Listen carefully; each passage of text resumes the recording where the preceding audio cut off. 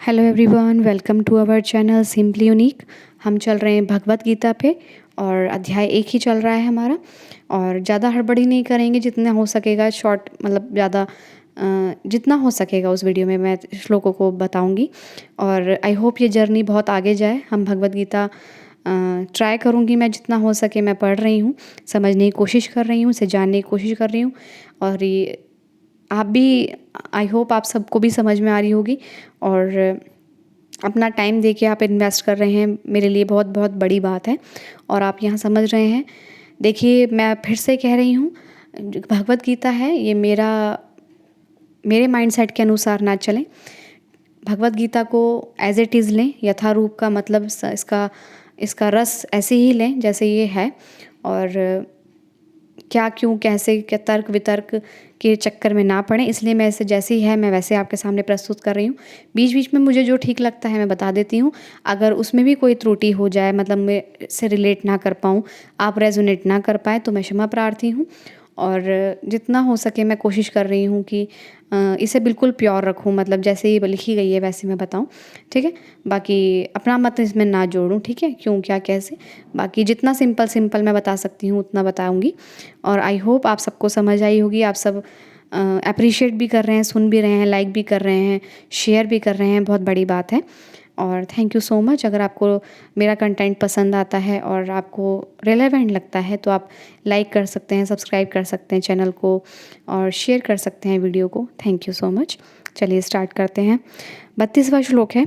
किम no राजन्य Govinda राज्येन Govind किम भोगे जिर्वितेन वा येषा मर्थे का काड़न शेतिन नो राज्य भोगा सुखानि च। 33वां श्लोक है। त इमेवावस्थिता युधे प्राणम स्तय वक्ता धनानि च आचार्य पितरय पुत्रास्थ स्थितथेव च पितामह मातुला शूरः पौत्रा शलाया संबंधी स्थिता। एतान 33वां श्लोक है, 34 श्लोक है। एतान हन्तु मिच्छामि घ्रोतपि मधुसूदन अपि त्रैलोक्य राज्यस्य हेतो किं नु मही कृते निहत्य धृतराष्ट्र का प्रीतिय स्याजन्य नारदन। हे गोविंद, हमें राज्य सुख अथवा इस जीवन से क्या लाभ, क्योंकि जिन सारे लोगों के लिए हम उन्हें चाहते हैं वे ही इस युद्ध भूमि में खड़े हैं। हे मधुसूदन, जब गुरुजन, पितृगण, पुत्रगण, पितामह, मामा, ससुर, पौत्रगण, साले तथा अन्य सारे संबंधी अपना अपना धन व प्राण देने के लिए तत्पर हैं और मेरे समक्ष खड़े हैं, तो मैं इन सबको क्यों मारना चाहूँगा, भले ही वे मुझे क्यों ना मार डालें। हे जीवों के पालक, मैं इन सब से लड़ने को तैयार नहीं, भले ही बदले में मुझे तीनों लोग क्यों ना मिलते हों। इस पृथ्वी की तो बात ही छोड़ दें। भला धृतराष्ट्र के पुत्रों को मारकर हमें कौन सी प्रसन्नता मिलेगी। कितने प्योर हार्ट सोल हैं अर्जुन जी। उन्होंने कहा कि हमें क्या, मतलब मुझे क्या मिलेगा इन सबको मार के, मतलब मुझे सुख नहीं मिलेगा अंतरात्मा के।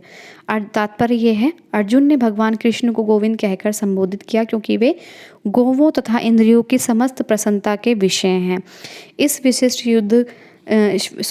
विशिष्ट शब्द का प्रयोग करके अर्जुन संकेत करता है कि कृष्ण यह समझें कि अर्जुन की इंद्रियां कैसे तृप्त होंगी, किंतु गोविंद हमारी इंद्रियों को तुष्ट करने के लिए नहीं है। हाँ, यदि हम गोविंद की इंद्रियों को तुष्ट करने का प्रयास करते हैं तो हमारी इंद्रियां स्वतः ही संतुष्ट हो मतलब तुष्ट हो जाती हैं। हमें पता है क्या लगता है कि ये शरीर हम है, ये हम नहीं है। इसमें कहा गया है कि ये इंद्रियां जो हमारी मतलब सेंसेस होती हैं, ये हम भगवान हमें चला रहे हैं, ठीक है। मतलब ये लिखा है इसमें, हमारी इंद्रियों को तुष्ट करने के लिए, मतलब भगवान हमारी इंद्रियों को तुष्ट करें, ठीक है, हमारी सेंसेस को तुष्ट करें। लेकिन ये हमारा कर्तव्य है कि हम इन्हें भगवान की इंद्रियां मानकर इनका कार्य करें, इनकी सेवा करें, ठीक है। एक्सेस में नहीं, एक बैलेंस में। भगवान बैलेंस चाहते हैं, ठीक है। हमें कैसे क्या करना है, क्या सोचना है, क्या करना है, क्या देखना है, क्या बोलना है, तो ये भगवान की तरफ मतलब भगवान के इच्छा अनुसार मतलब उनके मत अनुसार चलनी चाहिए, ठीक है। तो आपकी जो खुद की इंद्रियां हैं मतलब जो खुद हैं आप मतलब ये बॉडी जो है फिर स्वतः ही संतुष्ट हो जाती है, तुष्ट हो जाती है। भौतिक दृष्टि से प्रत्येक व्यक्ति अपनी इंद्रियों को तुष्ट करना चाहता है और चाहता है कि ईश्वर उसके आज्ञा पालन की तरह काम करें, किंतु ईश्वर की तृप्ति वहीं तक करते हैं जितने के वे सुपात्र के पात्र होते हैं, उस हद तक नहीं जितना वे चाहते हैं। किंतु जब कोई इसके विपरीत मार्ग ग्रहण करता है, अर्थात जब अपनी इंद्रियों की तृप्ति की चिंता ना करके गोविंद की इंद्रियों की चिंता, तू मतलब ये जो शरीर है तेरा है, तू देख, मतलब मेरा जो काम है मैं करूँगा, अब तेरा जो शरीर है तू देख, इसकी देख रेख तू कर, मतलब मैं तो तेरे इसमें लगा हुआ हूँ और बाकी मेरा जो संसार है, परिवार है, मेरा शरीर, मेरा धन संपत्ति मतलब जो भी है भौतिक में, वो अब उसकी रक्षा तू। तो इंसान उससे निश्चिंत हो जाता है। तो इसमें ये लिखा हुआ है, अर्थात वह जब अपनी इंद्रियों की तृप्ति की चिंता ना करके गोविंद की इंद्रियों की तुष्टि करने का प्रयास करता है, मतलब उनके अनुसार कहे अनुसार चलते हैं, जब हम भगवान के कहे अनुसार चलते हैं तो गोविंद की कृपा से जीव की सारी इच्छाएं पूर्ण हो जाती हैं। यहाँ पर जाति तथा कुटुंबियों के प्रति अर्जुन का प्रांगण स्नेह आंशिक रूप से इन सबके प्रति उनकी स्वाभाविक करुणा के कारण है, अतः वह युद्ध करने के लिए तैयार नहीं है। हर व्यक्ति अपने वैभव का प्रदर्शन करने मित्रों का, परिजनों का समक्ष करना चाहता है, किंतु अर्जुन को भय है।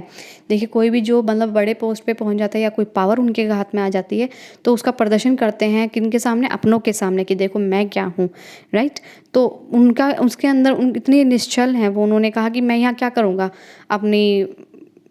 अपना विद्वान साबित करके, अपने आप को शक्तिशाली साबित करके मैं यहाँ क्या करूँगा अपनों के सामने। वो भी तो इतने धुरंधर हैं, उन्हें पता था कि सामने भी कोई दुश्मन जो खड़े हैं हमारे दुश्मन के रूप में, वो भी कुछ कम नहीं है सारे, ठीक है। किंतु अर्जुन को भय है कि उसके सारे मित्र और परिजन युद्ध भूमि में मारे जाएंगे और वह उसे पता था कि अपनी शक्ति में इतना बलवान हूँ कि सबका मतलब मैं सबको मार सकता हूँ, लेकिन वो उसके बावजूद भी डर रहे हैं कि मेरे हाथों मरेंगे, मैं नहीं चाहता हूँ, ठीक है। इस विजय के पश्चात मैं इतना खुल के जितना देखिए मैं समझ पा रही हूँ उतना मैं खुल के आपको नहीं बता रही हूँ, जितना रेलेवेंट है मैं उतना यहाँ बता रही हूँ, क्योंकि बहुत ज़्यादा डीप हम नहीं चलेंगे, क्योंकि मैं चाहती हूँ इसमें आप अपना जो भी है अपना दिमाग दौड़ाएं इसको सुनने के बाद, ठीक है। मुझे तो बहुत कुछ एकदम से क्लिक होता है, मैं चाहती हूँ ये भी बोलूँ, बट नहीं, ज़रूरी नहीं आप, क्योंकि आप वहाँ स्टक हो जाएंगे, आपका दिमाग वहाँ खुलेगा नहीं। जितना मैं इसे समझती हूँ, पढ़ती हूँ, और मैं भी चाहती हूँ उस तरह से आप इसे पढ़ें, समझें और अपना दिमाग को एक्सपेंड करें, और इसलिए मैं अपनी बातें ज़्यादा जितना हो सके उतना सरफेस लेवल पे रखती हूँ, क्योंकि अध्यात्म है ये, अध्यात्म में चलने के अपने अपने रास्ते हैं, अपना अपना माइंडसेट है मेरे हिसाब से, तो वो अपना माइंडसेट के हिसाब से चले तो ज़्यादा कंफर्टेबल रहते हैं हम लोग, ठीक है। किसी कहे अनुसार ना ही चलें तो ज़्यादा बेहतर होता है। जब तक आपका अध्यात्म में और सोच में, मन में मैचिंग नहीं होती ना, तब तक वो शिथिल रहता है ज्ञान, ठीक है, मतलब सरफेस पे लेवल पर रहता है। वह विजय के पश्चात उनके साथ अपने वैभव का उपयोग नहीं कर सकेगा। भौतिक जीवन का यह सामान्य लेखा जोखा है, किंतु आध्यात्मिक जीवन इससे सर्वथा भिन्न है। चूँकि भक्त भगवान की इच्छाओं की पूर्ति करना चाहते हैं, अतः भगवत इच्छा होने पर वह भगवान की सेवा के लिए सारे ऐश्वर्य स्वीकार कर सकता है, किंतु यदि भगवत इच्छा ना हो तो वह एक पैसा भी ग्रहण नहीं करता।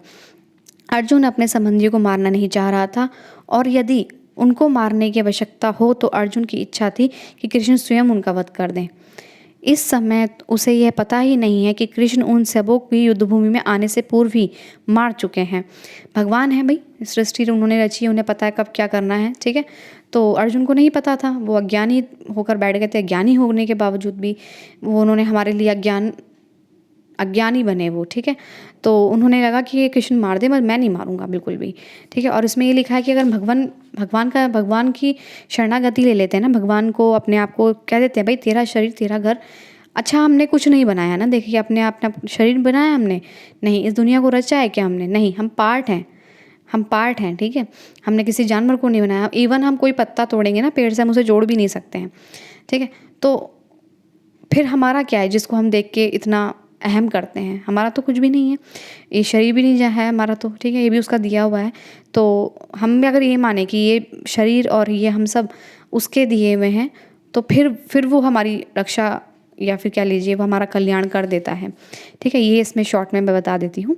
और इसमें लिखा है कि मैं तो युद्ध करूँगा नहीं, मतलब उन्होंने शॉर्टकट निकाला अर्जुन जी ने कि कृष्ण आए हैं और वही युद्ध कर लें, जबकि कृष्ण तो उनके सारथी बने थे। उन्होंने कहा था मैं तो युद्ध कर ही नहीं सकता हूँ, मैं तुम्हें इंस्ट्रक्शन दूंगा, बस डायरेक्शन दिखा सकता हूँ। ठीक है, और भगवान है भाई, वो मार चुके हैं, तो जिनको निमित्त बनाना था अर्जुन जी को, तो अर्जुन जी को बनाया उन्होंने।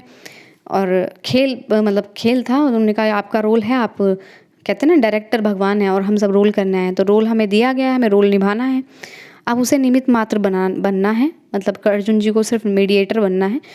इसका उद्घाटन अगले अध्याय में होगा। भगवान का असली भक्त होने के कारण अर्जुन अपने अत्याचारी बंधु बांधवों से प्रतिशोध नहीं लेना चाहता था, किंतु यह तो भगवान की योजना थी कि सबका वध हो। भगवत भक्त दुष्टों से प्रतिशोध नहीं लेना चाहते हैं, किंतु भगवान दुष्टों द्वारा भक्त के उत्पीड़न को सहन नहीं कर पाते। भगवान किसी व्यक्ति को अपनी इच्छा से क्षमा कर सकते हैं, किंतु यदि कोई उनके भक्तों को हानि पहुंचाता है तो वैसे क्षमा नहीं करते।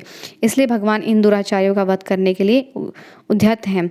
यद्यपि अर्जुन उन्हें क्षमा करना चाहता था, तब भी देखिए, आप अगर बहुत सच्चे हैं, बहुत भगवान की मतलब सच्चे से राह पे चल रहे हैं और आपको कोई तंग करता है, मतलब आप उसे पलट के जवाब नहीं देते हैं, जो भी है, मतलब जितना हो सके आप कर सकते हैं। सबकी एक सीमा होती है, सीमा के दायरे में अगर आप चलते हैं और सीमा से परे कोई चल के आपके सामने करता है, जब आप रिएक्ट करते हैं, विच इज़ नॉर्मल, तो करना भी चाहिए। कानून और एक मर्यादा नाम की कोई चीज़ होती है। जब आप कोई और इस मर्यादा का कोई उल्लंघन करता है, ठीक है, तो उसके लिए भगवान खुद आते हैं उसकी रक्षा करने के लिए, इसमें कहा गया है। और उसका जो ईंट का जवाब है ना, भगवान आप पत्थर से देते हैं, भगवान देते हैं। आप अगर कुछ गलत नहीं कर रहे हैं, आप सब कुछ सही कर रहे हैं। और वैसे मैं बताऊं सच, अपने आप को कोई गलत मानता ही नहीं है, सबसे बड़ी बात, अपनी गलती कोई मानता ही नहीं है। लेकिन भगवान को सब सच जानते हैं हमारे बारे में, ठीक है। हम इतने प्योर नहीं होते, हर समय अच्छा नहीं सोच रहे होते हैं, अच्छा नहीं देख रहे होते हैं, अच्छा नहीं कर रहे होते हैं, तो हर समय तो वो हमें देख रहा होता है, ठीक है। तो अगर हम जब गलत करते हैं तो वो हमारे साथ ऑब्वियसली वो हमारे साथ कहता है कि तुम भुगतो, और जब हम अच्छा करते हैं, हमारे साथ कोई गलत करता है, तो फिर वो कहता है अब मैं देख लूँगा, तुम्हें कुछ करने की ज़रूरत नहीं है, ठीक है। यही था आज का इसमें जो है श्लोक नंबर मैंने बताया आपको, जितने भी थे 31, 32, 33, 34, 35, ठीक है। 35 तक मैंने बता दिए हैं। आई होप आप सबको अच्छे लगे होंगे। और यहाँ पर अर्जुन जी बताइए नहीं करना चाहते थे, लेकिन अर्जुन भगवान नहीं क्षमा करते ना, क्योंकि उन्होंने अर्जुन जैसे उनके भक्त को तंग किया, मर्यादा का उल्लंघन किया उनके साथ, तो भगवान कैसे छोड़ सकते थे। तो भगवान को तो भगवान आते हैं ना, कहते हैं यदा यदा ही धर्मस्य ग्लानि भवति भारत, वो वाला श्लोक एक बहुत अच्छा है कि जब जब अधर्म का मतलब वो बोलबाला हो जाता तो धर्म की रक्षा करने भगवान खुद आते हैं। तो I hope you all are like it. Thank you so much.